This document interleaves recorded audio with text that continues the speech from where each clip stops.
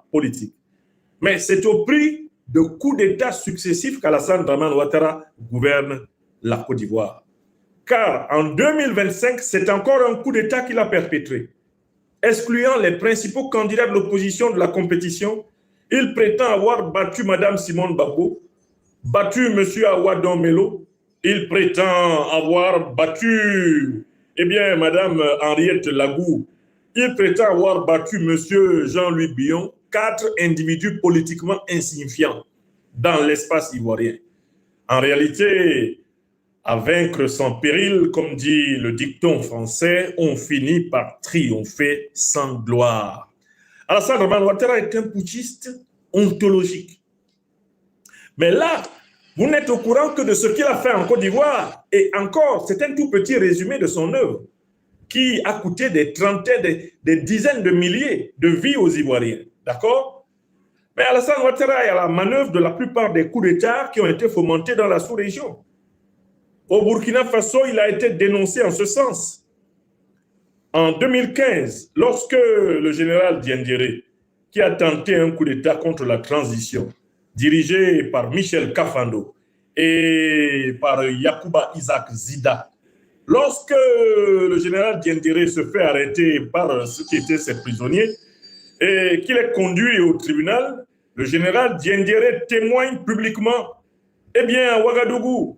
Et il dit, dans le coup d'État que j'ai fait contre Michel Kafando et Yacouba Isaac Zida, j'ai été aidé et soutenu financièrement et militairement par le président Alassane Dramane Ouattara. Alassane Dramane Ouattara m'a aidé en me donnant de l'argent, des dizaines de millions de francs CFA. Alassane Dramane Ouattara, dit le général Gilbert Diendéré, m'a aidé en m'envoyant des munitions et des armes. Et tout cela, je l'ai reçu à travers l'aide de camp particulier, le chef d'état-major particulier du président de la République de Côte d'Ivoire, Alassane Dramane Ouattara, qui s'appelait alors, encore un autre nom que vous devez connaître, il s'appelait le général Diomandé Vagondo. Diomandé Vagondo, actuel, chef, ministre de la sécurité de l'armée ivoirienne. C'est ce monsieur-là qu'Alassane Ouattara a chargé de donner des armes à Diendéré, de lui donner de l'argent pour faire le coup d'État au Burkina. On retrouve Alassane Dramane Ouattara dans une tentative de coup d'État au Gabon, à travers son conseiller, Mamadi Diané, d'origine guinéenne. Il est impliqué dans une tentative de coup d'État au Gabon. On retrouve Alassane Dramane Ouattara à l'intérieur de la CEDEAO, à la tête d'une tentative de renversement des institutions du Niger au profit du néocolonialisme français, au profit de l'impérialisme occidental. Lorsque la révolution du CNSP fait tomber Mohamed Bazoum, le junteur de Niamey, qui a fait boum, Alassane Dramane Ouattara est aux avant-gardes et annonce qu'il va monter un bataillon de plus de 1100 hommes pour aller attaquer le Niger, tuer Tiani et réinstaller Bazoum au pouvoir. Ouattara Dramane, c'est le champion africain des déstabilisations sous-régionales. C'est-à-dire que Alassane Dramane Ouattara peut être dans un classement, dans une comparaison avec les Paul Kagame, les Yoweri Museveni, les gens des Grands Lacs là, ceux qui sont en train de tripatouiller le Congo. Même eux, ce sont des enfants de cœur à côté d'Alassane Dramane Ouattara. Alors, Ouattara est un déstabilisateur professionnel. Donc, la première raison pour laquelle Alassane Dramane Ouattara tremble, c'est qu'en fait, il est connu comme étant le cheveu qui ne manque jamais dans la sauce, dans la soupe. Il est connu comme le plus grand déstabilisateur de la sous-région. Et il le fait toujours sur instruction de ses maîtres, les néocolonialistes français, dont il est un valet absolu, un esclave. Puisqu'il se gargarise d'être un gouverneur de la Banque de France, dans laquelle, de toutes les façons, il n'a jamais exercé une seule fonction de souveraineté. La Banque de France, comme on l'entend très bien, étant la Banque de la République française, pas la Banque des Africains. Donc Alassane Dramane Ouattara, quand il apprend que Damiba a été arrêté, craint qu'une nouvelle page de son histoire de putschiste, néocolonialiste invétéré, soit rédigée. Ça, c'est la première raison. Mais il y a une deuxième raison pour laquelle il panique, c'est que les éléments qui sont à la disposition de la justice burkinabé et qui ont été mis à la disposition de la justice togolaise indiquent que les principales sources de financement et les fournitures d'armes qui devaient être utilisées pour assassiner le président du Faso, Ibrahim Traoré, et restaurer un régime néocolonial à Ouagadougou, tout cela a été préparé et financé, et tout cela a été projeté sur le sol burkinabé à partir de la Côte d'Ivoire de Ouattara. Pourquoi Alassane Dramane Ouattara panique-t-il? Parce qu'il craint un nouveau grand déballage de sa vilainie, de sa méchanceté, de sa perfidie, de sa perversité à Ouagadougou. Voilà la deuxième raison. Alassane Ouattara est impliqué dans toutes les tentatives de coup d'État de Paul-Henri Sandaogo Damiba jusqu'au coup, que dis-je, jusqu'au sommet de sa calvitie. Ouattara est trempé dedans des pieds à la tête. Et comme on le dit dans la belle formule de la langue populaire de l'argot ivoirien, Alassane Dramane Ouattara est dans pain. Pain brou. Il est dans pain. Donc la deuxième raison, c'est que la Côte d'Ivoire est l'État qui a joué le rôle majeur de base arrière active de la déstabilisation qui a valu à Damiba son arrestation. Mais maintenant, on va à une troisième raison pour laquelle Ouattara panique.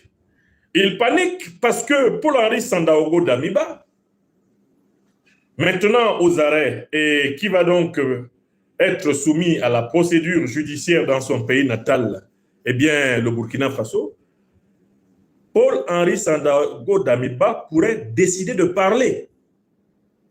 Les faits ont déjà parlé. Les preuves qui ont conduit à son arrestation ont déjà parlé. Mais Paul-Henri Sandaogo Damiba pourrait décider de parler encore plus. Pourquoi? Il peut décider de parler encore plus, premièrement parce qu'il estime qu'il n'a pas bénéficié d'une solidarité suffisante de ses envoyeurs, à savoir Alassane Dramane Ouattara et les néocolonialistes français.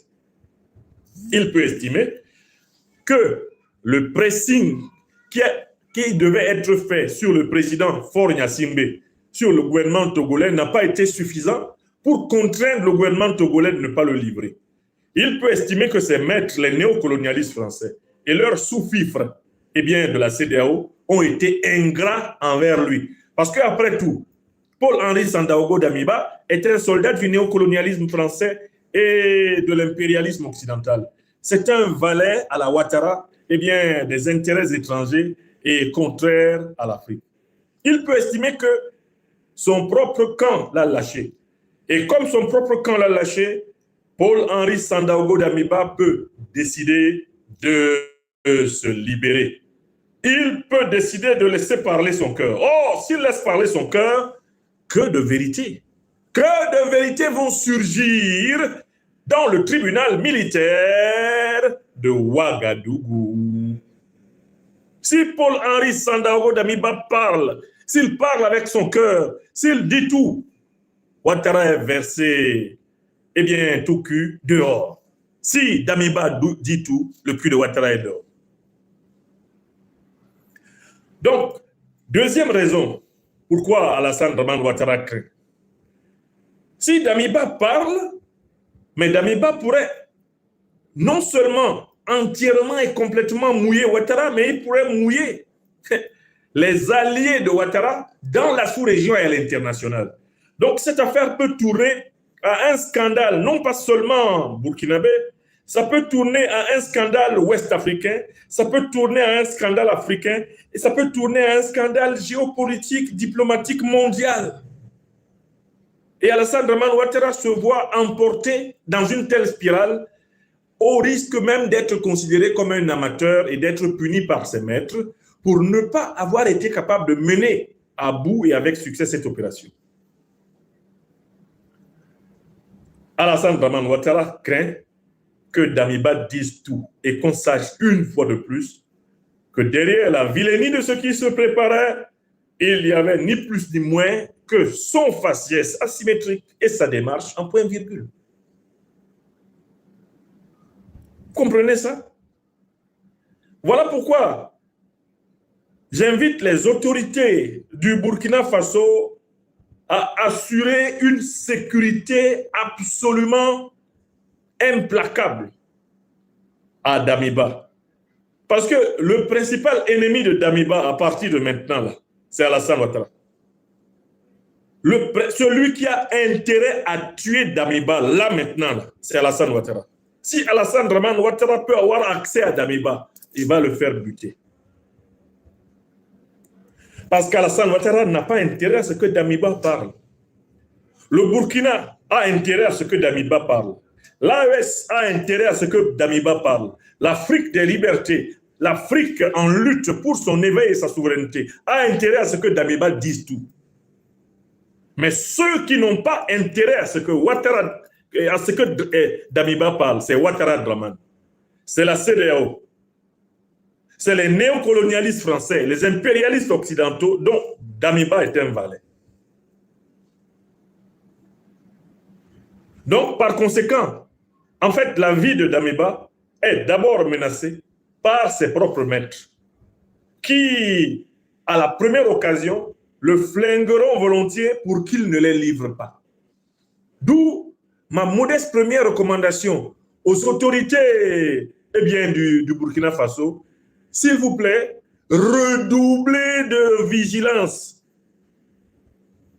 Alors même que les gens peuvent penser que c'est vous qui pourriez être très en colère contre Damiba et vous venger contre lui, vous êtes désormais en fait les garants de sa vie, parce que sa vie là, elle est la cible numéro 1 de Ouattara. Ouattara veut effacer les traces. Ouattara veut que Damiba ne parle pas. Par conséquent, s'il a la moindre lucarne pour atteindre Damiba, il le fera. Est-ce que vous comprenez? Alors, deuxième chose qui est très intéressante, moi j'ai lu le communiqué togolais. Le communiqué togolais est plein d'informations qu'il faut prendre en compte. Des informations sur, en quelque sorte, les conditions de l'extradition de Damiba. Elles sont dans ce communiqué et j'espère que vous avez vu ces conditions-là, ces informations. Je regarde le communiqué, je reprends le communiqué sous mes yeux pour vous donner les conditions. Si vous lisez le communiqué du gouvernement togolais, le gouvernement togolais dit que les chefs d'accusation retenus contre Damiba sont détournement criminel de deniers publics, enrichissement illicite criminel, corruption, incitation à la commission de délits et crimes, recel aggravé et blanchiment de capitaux. Voilà ce pourquoi il est poursuivi. Alors, les autorités compétentes togolaises, après examen de la régularité, etc., de la requête susdite, y ont donné telle suite que de droit. D'abord, au niveau des chefs d'accusation, si vous regardez bien les chefs d'accusation, détournement criminel de deniers publics, enrichissement illicite criminel, corruption, incitation à la commission de délits et crimes, recel aggravé et blanchiment de capitaux. D'accord? Vous allez remarquer qu'il y a un élément d'accusation qui manque. Quel est l'élément d'accusation qui manque? Et que pourtant tout le monde peut formuler facilement. Tentative de déstabilisation des institutions du Burkina Faso. Ce n'est pas dit quelque part. Hein? Parmi les chefs d'accusation qui sont retenus contre Damiba, il n'y a pas le chef d'accusation de tentative de coup d'État. En tout cas, ce chef d'accusation n'est pas explicitement indiqué. Est-ce que vous avez réfléchi à la raison pour laquelle le Burkina Faso n'a pas indiqué ce chef d'accusation? Cette raison nous est donnée par les autorités togolaises dans le même communiqué. Voici ce qui est dit. Lisons l'avant-dernier paragraphe du communiqué. Alors, il est dit que la chambre d'instruction de la Cour d'appel de Lomé a ensuite été saisie du dossier. À l'issue de son audience publique tenue le 16 janvier 2026, cette juridiction a donné un avis favorable à la requête ainsi introduite sur le fondement de l'offre de réciprocité des autorités burkinabées. Vous avez entendu ce que ça veut dire, offre de réciprocité des autorités burkinabées? C'est-à-dire que les autorités burkinabées, s'il y a jamais il y a quelqu'un qui est parti du Burkina Faso, veut mener une activité de déstabilisation, une activité en tout cas, une activité illicite de la même nature, c'est-à-dire si à partir du Burkina Faso, quelqu'un, un Togolais est coupable de détournement criminel de deniers publics, d'enrichissement illicite criminel, de corruption, d'incitation à la commission de délits et de crimes, de recel aggravé et de blanchiment de capitaux, s'il y a un Togolais qui vit au Burkina et qui a fait ça au Togo, eh bien, le Togo a obtenu la garantie du Burkina que ce Togolais-là sera extradé. Hein? C'est le principe de réciprocité. On continue. Des instruments internationaux auxquels le Togo est parti. C'est-à-dire que le Togo dit que lui, il respecte tous les textes internationaux régissant l'extradition des personnes étrangères auxquels il a librement adhéré. Et des garanties offertes par ces autorités. Les autorités burkinabées ont offert des garanties. Avant que l'extradition de Damiba soit faite, les autorités burkinabées ont offert des garanties aux autorités togolaises. Quelles sont ces garanties? À savoir le respect de l'intégrité physique et la dignité de M. Damiba. Le respect de l'intégrité physique et la dignité, c'est-à-dire par exemple qu'on ne va pas le brutaliser. On ne va pas chercher à l'humilier physiquement. On ne va pas lui donner de fessées. Hein? On ne va pas lui faire des choses comme cela. D'accord? Ensuite, de ses droits au cours de la procédure. C'est-à-dire que M. Damiba va bénéficier d'un avocat. On continue, par exemple, notamment celui d'un procès équitable. M. Damiba sera jugé. On ne va pas le condamner sur des bases émotionnelles ou personnelles, mais sur les bases de la loi et de la procédure. Et l'absence de la peine de mort. C'est-à-dire que les autorités burkinabées ont garanti aux autorités togolaises que bien que la peine de mort ait été rétablie officiellement au Burkina Faso, elle ne sera pas appliquée à M. Damiba. Alors, pourquoi l'absence de peine de mort? Cela vous permet de comprendre pourquoi on n'a pas parlé pour le moment de coup d'État. Puisque de toutes les façons, Damiba, il n'y a aucun doute, il était dans une tentative de coup d'État, pour ne pas être obligé de lui appliquer la peine de mort, au nom de l'humanisme africain, les autorités burkinabées n'ont pas mentionné la tentative de coup d'État parce que dans le droit burkinabé actuel, les tentatives de coup d'État, là, elles conduisent à la peine de mort. Hein. Les tentatives de coup d'État conduisent à la peine de mort puisque le Burkina est dans une révolution au service de ses masses populaires. Le Burkina n'est plus dans des coups d'État au service des intérêts français, des intérêts européens, des intérêts impérialistes. Donc, il n'y a pas de raison qu'on veuille renverser un régime qui rejoint les aspirations du peuple. Par conséquent, aujourd'hui, il faut savoir que les tentatives de coup d'État relèvent du domaine de la peine de mort. Hein. Ce sont des infractions susceptibles de la peine de mort. Donc, en fait, si l'infraction de tentative de coup d'État n'a pas été mentionnée, c'est que les autorités burkinabées, en bonne entente avec les autorités togolaises, ne veulent pas, pour des raisons en quelque sorte politiques, pour des raisons de vision de l'harmonie sociale, ne veulent pas déclencher une procédure judiciaire aboutissant, tout naturellement et très rapidement à une peine de mort. Donc, elles se sont engagées à ne pas lui appliquer la peine de mort. Parce que s'il fallait qu'elle lui applique la peine de mort, cela voudrait dire alors que le Togo aurait livré Damiba à la mort. Et le Togo ne voudrait pas que son nom soit associé à une telle conséquence. Vous avez bien compris? Donc, quand vous lisez le communiqué togolais, vous comprenez que bien que les faits qui sont reprochés à Paul-Henri Sandaogo Damiba soient difficilement contestables et même clairement incontestables, on ne lui a pas on ne lui a pas imposé tous les chefs d'accusation. Tous les chefs d'accusation qui pouvaient être opposés à Paul-Henri Sandaogo Damiba n'ont pas été pris en compte. Si on n'a pas parlé de la tentative de coup d'État, c'est pour ne pas être obligé d'appliquer la peine de mort. Est-ce que vous comprenez? Donc, ça a été fait dans un esprit, certes de justice, un esprit d'équité, mais dans un esprit d'humanité. Bon. Donc, ce communiqué est donc plein d'enseignements. Il nous dit que le Togo refuse d'être une base arrière de la déstabilisation de quelque pays que ce soit. En 2012, en raison des accusations plus ou moins vérifiées que M. le professeur Lida Kwasi envisageait un coup d'État contre le régime illégitime et criminel de Ouattara Draman, eh bien, celui-ci obtint du Togo l'extradition. En 2026, sur la base des preuves que le régime burkinabé a données, des activités hostiles, eh bien, de M.